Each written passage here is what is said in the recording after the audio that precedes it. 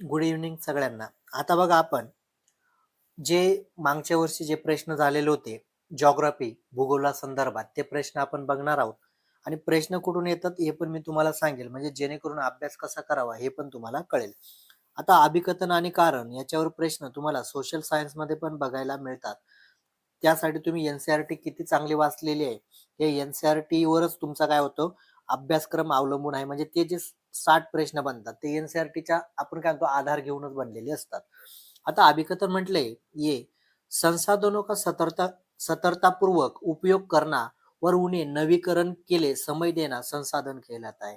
म्हणजे जे संसाधन आहे ते संसाधन आपण सतर्कतापूर्वक म्हणजे काय काळजीपूर्वक वापरतो आणि नवीकरण नवीकरण म्हणजे काय ते आपण म्हणजे उदाहरणार्थ नवीकरण होण्यासाठी वेळ देतो. म्हणजे एखादं आपण झाड लावलं झाड पण काय एक संसाधन आहे पण त्याला आपण वेळ दिला पाहिजे आणि त्याच्यानंतर त्याचा उपयोग याला काय म्हटलं तर संरक्षण कहलाता आहे. हे असं म्हटलं ये म्हणतंय. कारण काय म्हणतंय बघा संसाधनों का उपयोग करने की आवश्यकता बघा कारण काय म्हणतंय संसाधनों के उपयोग करने की आवश्यकता और भविष्य के लिए उनके संरक्षण में संतुलन बनाए रखने का बघा बनाए रखने का सतपोषीय विकास कहलाता है. म्हणजे काय इथे काय म्हटलंय का संसाधनाचा उपयोग करण्याची आवश्यकता आणि भविष्यामध्ये त्याचं संतुलन संरक्षण पण करायचं आणि त्याचं संतुलन पण बनवलं पाहिजे. संतुलन पण बनवलं पाहिजे याला सतपोषीय विकास कहलाता है. आता बघा आता तुम्हाला अभिकथन मध्ये काय सांगितलंय संसाधन संदर्भात संरक्षण संदर्भात काय सांगितले कशा संदर्भात संरक्षण संदर्भात सांगितलंय आणि कारण काय म्हटलंय तुम्हाला सतपोषीय विकास म्हटलेले. मी तुम्हाला काय सांगितलं होतं का ज्या वेळा दोघं एकाच टॉपिकवर बोलत असेल त्यावेळेला व्याख्या करतात पण इथे काय म्हटलंय संरक्षण बद्दल बोललं गेलंय आणि इथे काय म्हटलंय सतपोषीय विकासा संदर्भात बोललं गेलंय. म्हणजे मग दोघं योग्य बोलत आहेत पण दोघं काय करतात एकमेकाची व्याख्या करत नाही. कारण पहिलं संरक्षण बद्दल बोलतंय आणि दुसरं काय म्हटलंय सतपोषीय विकासा संदर्भात बोलत आहे. म्हणजे काय म्हटले पहिलं काय म्हटलं ए और आर दोनों सही है ये आर की व्याख्या करताय आणि दुसरं काय म्हटलंय ए और आर दोनों सही है परंतु ये आर की व्याख्या नाही करता. म्हणजे ऑप्शन 2 हे तुमचं उत्तर आहे. हे तुम्ही आपण काळजीपूर्वक समजून घेतलं पाहिजे. आणि त्याच्यामुळे काय करायचं जेवढं तुम्ही समजून घेणार तेवढाच तुम्हाला फायदा होणार आहे. आणि तुम्ही फक्त वाचलं आणि खूप लोकांचं कसं वाटतं मी एनसीईआरटी पाठ करू का पण पाठांतर करू नका समजून घेण्यावर फार बरं आहे.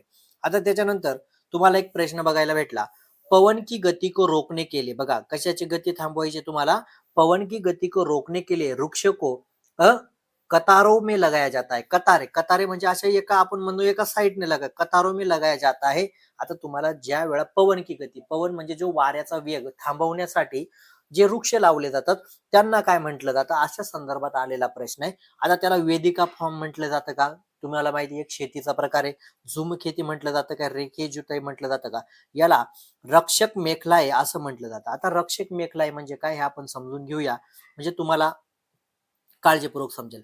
आता बघा इथे तुम्हाला रक्षक मेखलाय दाखवलेले आहे.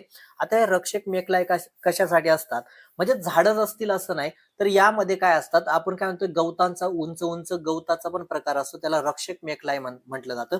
आता उदाहरणार्थ हे बघा समजा इकडे वाळवंट आहे आणि या वाळवंट जास्त त्या बाजूला जाऊ नये किंवा तिकडचं काही न येऊ नये म्हणजे अशा प्रकारची झाडं लावली जातात याला रक्षक मेखलाय असं म्हटलं जातं. मग तुम्हाला प्रश्न विचारला जाईल की पवन का गति रोकने का लिए जो लगाए जाते उन वृक्ष को कहा जाता है तो रक्षक मेखलाय कहा जाता है. म्हणजे तुम्हाला असाच प्रश्न इथे दिलेला होता. मग तुम्ही जर टॉपिक क्लिअर असेल तर बरोबर जाणार. रक्षक मेखलाय म्हणजे तुम्हाला समजलं पवन की गती का अडवायचे. आता उदाहरणार्थ तुम्हाला माहिती आहे राजस्थानमध्ये आता काय करत आहेत माहितीये का वाळवंटाच्या प्रदेशामध्ये अशाच प्रकारचे रक्षक मेखलाय म्हणजे गवत लावत आहे. गवत का लावत आहे कारण या बाजूचे जे रेतीचे कण तिकडे जाऊ नये म्हणजे यासाठी ते रक्षक मेखलाय लावले जातात पवन की गती रोखणे के लिए. आता त्याच्यानंतर तुम्हाला हा एक प्रश्न बघायला मिळतो टॉपिक वरच आधारित आहे. सभी जीवित जातीय जीवंत रहने के लिए बघा काय म्हटलंय सभी जीवित जातीय जीवंत रहने के लिए एक दूसरे पर परस्पर संबंधित और निर्भर करती है. इस जीवन आधारित तंत्रों को क्या कहते म्हणजे काय सगळ्या ज्या जाती आहेत जाती म्हणजे काय सगळे जे प्राणी आहेत ते एकमेकावर काय आहेत अवलंबून आहेत. एकमेकावर जीवन अवलंबून आहेत. बरोबर आहे का नाही. प्रत्येकाचं जीवन काय आपण त्याला मराठीमध्ये काय म्हटलं अन्न साखळी आहे. बरोबर आहे का नाही अन्न साखळी म्हणतो. मग अन्न साखळी याला काय म्हटलं जाईल आता हिंदीमध्ये? आता हिंदीमध्येच विचार करावा लागेल ना, इथे अन्न साखळी येणार नाही. आता संरक्षण म्हटलं जाईल का? जीवन प्रणाली म्हटलं जाईल का? जीवन मंडल म्हटलं, याला पारितंत्र असं म्हटलं जातं. सगळे जिवंत जीव आहेत, जिवंत जीव आहेत ते एकमेकावर अवलंबून आहेत, परस्पर संबंधित आहेत, एकमेकावर निर्भर करतात. याला पारितंत्र असं म्हटलं जातं. एकदम सोपे पद्धतीचे प्रश्न असतात, फक्त तुम्ही एनसीईआरटी बेसिक वाचली पाहिजे. आता हा प्रश्न पण तुम्हाला 14 डिसेंबरला बघायला भेटला होता. 14 डिसेंबर 2024. नाहीतर सर मग 14 डिसेंबर कोणतं? आता तर चालू आहे, तुम्ही म्हणणार 19 डिसेंबर. मग 14ला म्हणजे मागच्या वेळेस जो पेपर झाला होता तिथे. प्रश्न विचारलाय, थलवर समुद्र समीर होती थलवर समुद्र समीर होतीये म्हणजे काय? थल म्हणजे आपण काय म्हणतो जागा, आणि समुद्र त्याच्या समीर म्हणजे जवळ असतात, त्या पवने विचारलेच आहेत. असे कोणते पवने आहेत का ते स्थल आणि समुद्राच्या जवळ असतात, समीर होते? आता त्याला काय म्हटलं जाईल? आता हे बघा, तुम्हाला काय म्हटलं, जे स्थानीय पवने असतात, जे थाने पवने असतात, ते थाने पवने काय असतात? समुद्र जे असेल त्या समुद्राच्या समीर असतात. काय म्हटलं जातं? समीर असतात, जवळ असतात. मोसमी पवने नाही, थाई पवने नाही, चक्रीय पवने नाही, तर समुद्र के समीर होते, तर थानीय पवने असं त्यांना म्हटलं जातं. काय म्हटलं जातं? थानीय पवने. त्याच्यानंतर हा एक प्रश्न तुम्हाला रेडिओ संचार संदर्भात आलेला आहे. रेडिओ संचार के लिए इस परत का उपयोग होता है? आता रेडिओ जे संचार होतो त्यासाठी कोणत्या परतचा उपयोग होतो हे पण तुम्हाला माहित पाहिजे. आता हे बघा, समताप मंडल आहे, मध्य मंडल आहे, बाह्य वायुमंडल आहे आणि बहिर्मंडल आहे. आता एक तुम्हाला समजून घेतो. आता ज्या वेळा रेडिओच्या वापरासाठी काय उपयोगाचं असतं? सगळ्यात महत्वाचं बाह्य बाह्य जे वायुमंडळ असतं ते काय असतं? रेडिओसाठी उपयोगी असतं. आता हे तुम्हाला मी थोडे इथे लक्षात आणून देतो. आता बघा, इथे वातावरण की परते दाखवले, वातावरण की परते दाखवलेले आहेत, आणि याच्यामध्ये तुम्हाला म्हणजे आता विमानासाठी बघा इथे दिलेले विमाना विमानासाठी दिलेले बघा, उपग्रहासाठी दिलेले म्हणजे याच्या सहाय्याने तुम्ही म्हणजे अशा पद्धतीने लक्षात ठेवू शकतात. पण इथे आपल्याला रेडिओ संदर्भात विचारलेलं होतं, तर रेडिओ संदर्भात काय बाह्य वायुमंडळ काम करतं हे तुम्हाला सांगायचं होतं. त्याच्यानंतर हा एक प्रश्न म्हणजे थोडा मजेदारच आहे. प्रश्न म्हणजे टॉपिक माहित असेल तर तुम्ही उत्तर बरोबर देणार. अलवन जेल के मुख्य स्रोत. अलवन, अलवन म्हणजे काय? अलवन, अलवन बघा याचे फोड कसं करा, अलवन. आता लवण म्हणजे काय? लवण म्हणजे आपल्याकडे एक नदी नाही, लवण म्हणजे मीठ. बघा, अलवन अलवन, अलवन म्हणजे काय? त्याच्यामध्ये मीठ नाही असं प्रश्न म्हणतोय. अलवन जेल के स्रोत काय? अलवन. आता तुम्ही लवण म्हणजे काय आपल्याकडे बोली भाषेत काय म्हटलं जातं? एक नाल्याचा प्रकार, त्याला लवण म्हटलं जातं. पण अलवण म्हणजे आता लवणीय जेल. आता बघा असा पण प्रश्न तुम्हाला विचारला जाईल, लवणीय जेल. लवणीय जेल म्हणजे काय? ज्याच्यामध्ये मिठाचं प्रमाण असतं, आणि अलवणीय जेल म्हणजे ज्याच्यामध्ये मिठाचं प्रमाण नसतं. अशा पद्धतीचे तुम्हाला स्रोत विचारलाय. आता तुम्ही आपण म्हणू किती जरी विद्यार्थी आपण डी-एड झालं असेल, बी-एड झालं असेल, त्याला एवढं तर ज्ञान असेल का जे महासागर असतात, काय असतात? महासागर असतात, समुद्र असतात. याच्यामध्ये काय असतं? लवणीय जल असतं, अलवणीय नसतं. त्याच्यामध्ये काय असतं? लवणीय असतं, म्हणजे मिठाचं प्रमाण असतं. म्हणजे महासागरामध्ये मिठाचं प्रमाण आहे, हे प्रत्येकाला कळून गेलंय. मग आता जरी त्याने बाकीचं काही वाचलं नाही ना, तरी तो म्हणेल यार पहिल्या ऑप्शन मध्ये पण मला 4 दिसतंय, चौथ्यामध्ये पण 4 दिसते, आणि दुसऱ्यामध्ये पण चौथ्या ऑप्शन मध्ये पण 4 दिसते. म्हणजे महासागरामध्ये काय असतं? मिठा म्हणजे लवणीय आहे, आपल्याला अलवणीय विचारलंय. इथे पण मीठ आहे, इथं पण मीठ आहे, म्हणून ऑप्शन बघा, एक आहे तालाब आहे, नदी आणि हिमनदी, याच्यामध्ये काय असतं? अलवण असतं, म्हणजे काय मिठाचं प्रमाण नसतं. म्हणून तुमचं उत्तर काय? ऑप्शन 3 हे तुमचं उत्तर आहे. म्हणजे अशा पद्धतीने पण तुम्ही सहज काढू शकता, पण टॉपिक पण थोडे वाचा, बरोबर आहे का नाही? आणि बाकीचे जे प्रश्न असतात तुम्हाला, ते प्रश्न तुम्हाला कशावर विचारले जातात? ते जे तुमचं सीडीपी अभ्यासले, तुम्ही अध्यापन शास्त्र अभ्यासले, त्याच्यावर विचारलं जातात. आता तुम्हाला प्रश्न विचारलाय, विश्व जल दिवस कब मनाया जाता है? आता या बेसिक संकल्पना एवढे तुम्हाला केव्हा बनवलं जातं? तर 22 मार्च जे आहे विश्व जल दिवस आपण काय करतो? साजरा केला जातो. अशा बेसिक संकल्पना पण तुम्ही माहित पाहिजे. आणि हा हा पण प्रश्न बघा 15 डिसेंबरचा, आपला 14 डिसेंबरचाच आहे. 14 डिसेंबरचा प्रश्न, पर्यावरण दिवस कब मनाया? आता पर्यावरण दिवस केव्हा मनवला जातो हे सगळ्यांना माहिती आहे, 5 जूनला आहे, बरोबर आहे की नाही? 14 डिसेंबरचा आलेला प्रश्न आहे बघा. म्हणजे अशा पद्धतीचे पण तुम्हाला प्रश्न विचारले जातात. हा, एवढं काळजीपूर्वक, म्हणजे असेच प्रश्न हे आलेलेच प्रश्न आहेत, हे काय कुठे बनवलेले नाहीत. मग त्यामुळे तुम्ही काय करा, काळजीपूर्वक समजून घ्या. आता बघा, आपण मराठीमध्ये याला भरती आणि अहोटी म्हणतो, बरोबर आहे का नाही? तर हिंदीमध्ये याला जॉर भाटा म्हटलं जातं, जॉर भाटा म्हटलं जातं. हा टॉपिक तुम्हाला दिलेला आहे, या संदर्भात तुम्हाला प्रश्न विचारला जाऊ शकतो. बघा प्रश्न इथे काय म्हटलं मी, फक्त एक तुम्हाला यासाठी घेतलंय की खूप मुलांना वाटतं की आम्ही एनसीईआरटीचे पुस्तक नाही वाचले तर काय होईल बा, आम्ही तर पास. पण मी त्यांना सांगतो का वाचा, कारण जे येतं ते तुम्हाला एनसीईआरटी मधूनच विचारलं जाईल. काय म्हटले बघा, सूर्य एवं चंद्रमा की शक्तिशाली गुरुत्वाकर्षण बल के कारण पृथ्वी के सतह पर ज्वार भाटे आते, म्हणजे कशामुळे येतात, सूर्य आणि चंद्रमाचे शक्तिशाली जे गुरुत्वाकर्षण बल आहे इसके कारण. मग आता तुम्हाला असा पण प्रश्न विचारला जाऊ शकता, किसके कारण ज्वार भाटे आते. आता खूप मुलांना ज्वार भाटे माहित नसेल तर ते म्हणेल ज्वारी आणि बाजरीच काय आहे, मग असंच होईल ना, ज्वारी बाजरीच म्हणणार तुम्ही. ज्वार भाटे म्हणजे काय, आपण त्याला भरती ओहोटी असं म्हटलं जातं. बघा इथे तुम्हाला मी सांगून म्हणजे माहिती देऊन देतो.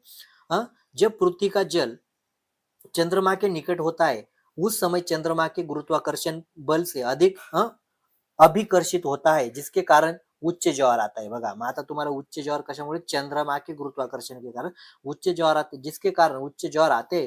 पूर्णिमा एवं अमावस्या के दिनों में सूर्य चंद्रमा, बघा पौर्णिमा आणि अमावस्याच्या दिनोमध्ये काय सांगितले तुम्हाला, सूर्य चंद्रमा एवं पृथ्वी तीनों एक सीधी में होते. बघा म्हणजे पौर्णिमा आणि अमावस्याच्या वेळेस तीन हे बघा इथे तुम्हाला सीधी मध्ये दाखवले बघा, सीधी में होते. इस समय सबसे उच्च ज्वार उठते. बघा सबसे उच्च ज्वार उठते म्हणजे जेव्हा पौर्णिमेची वेळ असते, त्या पौर्णिमेच्या वेळेस काय असतं, तिघ एका रेषेत असतात, तिघ याच्या राहतात, त्याला उच्च ज्वार उठते.